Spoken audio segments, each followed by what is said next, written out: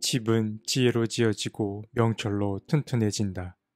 지식이 있어야 방마다 온갖 귀하고 아름다운 보화가 가득 찬다. 잠언 24장 3에서 4절 말씀. 잠언 24장에는 잠언 22장부터 이어오는 30가지의 교훈이 담겨 있습니다. 성서학자들은 이 30가지의 교훈이 한 인물로부터 영향을 받아 기록된 것이라고 이야기합니다. 그는 주전 1000년경에 이집트에서 살던 한 인물로서 솔로몬의 시대가 오기 직전까지 살았던 인물입니다. 그의 이름은 이집트의 지혜의 스승이었던 아멘엠오페라는 자입니다. 이 아멘엠오페라는 인물에 대해서는 거의 알려진 바가 없습니다. 잠언 22장에서 24장까지 이어오는 30가지의 교훈은 인간의 운명과 다양한 삶의 지침들이 담겨 있습니다. 24장에는 19번째 교훈부터 30번째 교훈까지 담겨 있고 또 몇 개의 추가 교훈이 더 담겨 있습니다. 이 가운데 몇 가지만 살펴보겠습니다. 먼저 3절과 4절에서는 말합니다. 집은 지혜로 지어지고 명철로 튼튼해진다. 지식이 있어야 방마다 온갖 귀하고 아름다운 보화가 가득 찬다. 집이라고 하는 것은 잠언 14장에 이미 등장한 바가 있습니다. 여기서 집이라고 하는 것은 사람의 보금자리와 같은 것으로서 광야 같은 이 땅에서의 삶을 가리킵니다. 잠언의 저자는 집은 지혜로 지어지고 명철로 튼튼해진다 라고 말하는데, 이 말은 달리 말해 우리의 인생이라고 하는 것은 지혜와 명철로 살아가는 것임을 알려줍니다. 그러니까 지혜는 뭔가를 소유하려는 것과 대척점에 있는 말임을 우리는 알 수 있습니다. 그리고 방이라고 하는 것은 집을 구성하는 요소라고 할 수 있습니다. 집이 인생을 가리킨다면 방이라고 하는 것은 인생을 살아가는 각 사람을 뜻할 것입니다.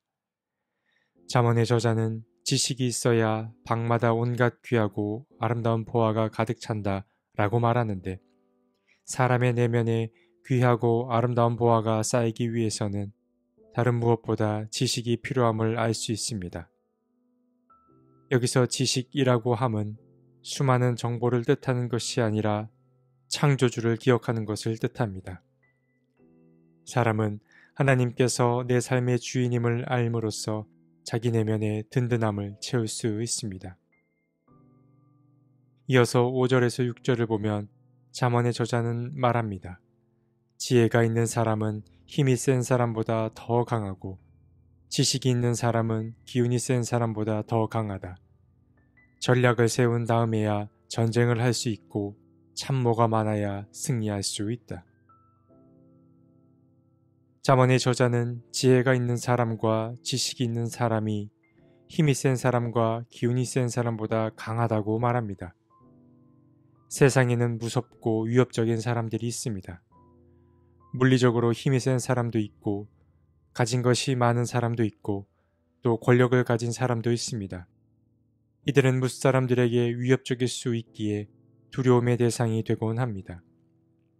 그러나 힘이 세거나 권력을 가진 사람은 자기 노력의 결과로 그 위치에 오른 것일 수도 있으나 대부분의 경우는 우연한 기회로 혹은 특별한 애씀 없이 자연스레 그러한 자리에 오르게 됐다고 할 수 있습니다. 달리 말해 그들은 특별히 운이 좋았던 사람들인 것입니다.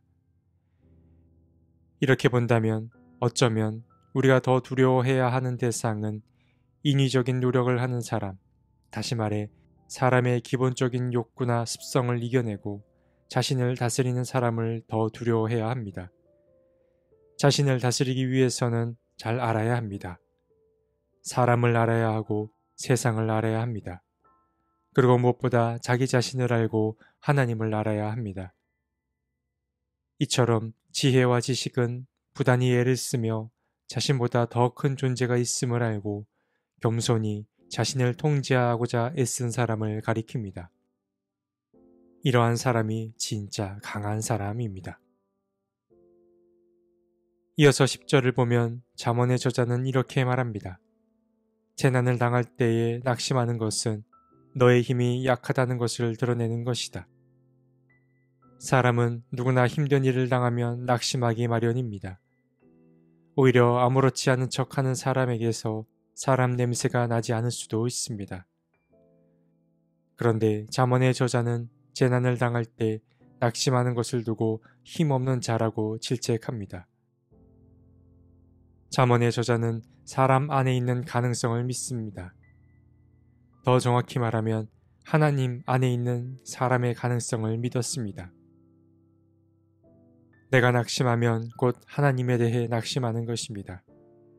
내가 낙심하는 것은 곧 하나님을 신뢰하지 못하는 것입니다. 사람의 마음을 잘 알고 있던 잠언의 저자는 삶의 어려움이 닥쳐오더라도 크게 실망하지 말아야 할 것은 하나님께서 내가 일어설 수 있는 힘을 다시 불어넣어 주실 것을 믿었기 때문입니다. 침묵과 깊은 강의 저자 엔도 슈샤쿠는 절망이 가장 큰 죄라고 말한 바가 있습니다. 구원에 대한 소망을 완전히 잃어버리는 것 말고 다른 어떤 죄는 없다는 말인 것입니다. 재난도 삶의 일부임을 한다면 우리는 다른 절망이 오더라도 크게 당황하지 않고 잘 맞설 수 있을 것입니다.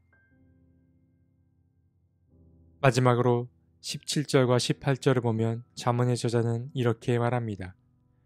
원수가 넘어질 때에 즐거워하지 말고 그가 걸려서 쓰러질 때에 마음에 기뻐하지 말아라. 주님께서 이것을 보시고 좋지 않게 여기셔서 그 노여움을 너의 원수로부터 너에게로 돌이키실까 두렵다. 여기서 원수는 하나님의 반대편에 서 있는 사람을 가리킵니다. 성경 속 많은 인물들은 원수의 괴롭힘 때문에 그들을 속히 넘어뜨려 주시기를 주님께 간구합니다. 그러나 오늘 잠언의 말씀을 보면 그러한 요구가 그리 좋은 요구가 아님을 우리에게 알려줍니다. 오히려 잠언의 저자는 원수들이 넘어지거나 길에서 쓰러질 때 즐거워하지도 말고 기뻐하지도 말라라고 경고합니다. 그래야 하는 이유는 주님께서 넘어진 원수를 보고 즐거워하는 사람에게 오히려 원수가 당한 고난을 돌릴 수 있기 때문입니다. 사람은 살다 보면 미워하는 사람이 생기기 마련입니다. 자신과 잘 맞지 않는 사람을 만나곤 합니다. 우리는 화가 나고 속상한 마음이 들면 상대방에게 어려운 일이 닥치기를 바라곤 합니다. 그러나 오늘 말씀을 통해 하나님은 원수의 넘어짐을 기뻐하지 말라라고 경고합니다. 참 어려운 부분입니다. 원수와 같은 사람을 하나님의 사람으로 인정하는 것이 말입니다. 이제 우리는 차라리 원수의 넘어짐을 보게 되더라도 차라리 침묵하는 편이 나음을 배울 수 있었습니다. 오늘 우리는 잠언 24장에 담긴 지혜의 말씀 몇 가지를 나누었습니다. 우리에게 필요한 것은 창조주를 기억하는 것입니다. 내 삶의 주인이 누구인지 알므로 우리 내면을 든든히 채워야 합니다. 그리고 우리는 강해질 필요가 있는데 주님 안에서 강해진다라는 것은 나보다 큰 존재가 있음을 알고 겸손히 살아가는 사람이 강한 사람입니다. 힘과 권력을 가지려고 애쓰기보다 자신을 통제하고자 애쓰는 사람이 진정 힘 있는 사람입니다.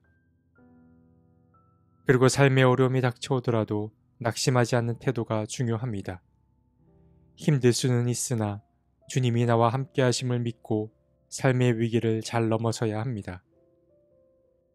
그리고 마지막으로 나를 힘들게 하는 사람이 넘어지는 일을 보더라도 기뻐하지 말아야 합니다. 원수가 넘어지는 것을 보고 기뻐하다가 주님이 그가 당한 일을 오히려 나에게로 넘길 수 있기 때문입니다. 오늘 우리에게 전해진 잠언의 말씀을 마음에 잘 새기고 삶으로 살아내는 저와 여러분이 되었으면 좋겠습니다. 주님, 잘 사는 삶이 무엇인지 저마다 전하는 목소리들이 들려옵니다. 그러나 주님, 우리는 주님이 주시는 말씀에 잘 귀 기울이고 싶습니다. 우리에게 분별의 영을 허락하셔서 그 옛날 잠언의 저자를 통해 주시는 그 주님의 말씀을 삶의 지침으로 삼아서 살아가게 도와주십시오. 아멘.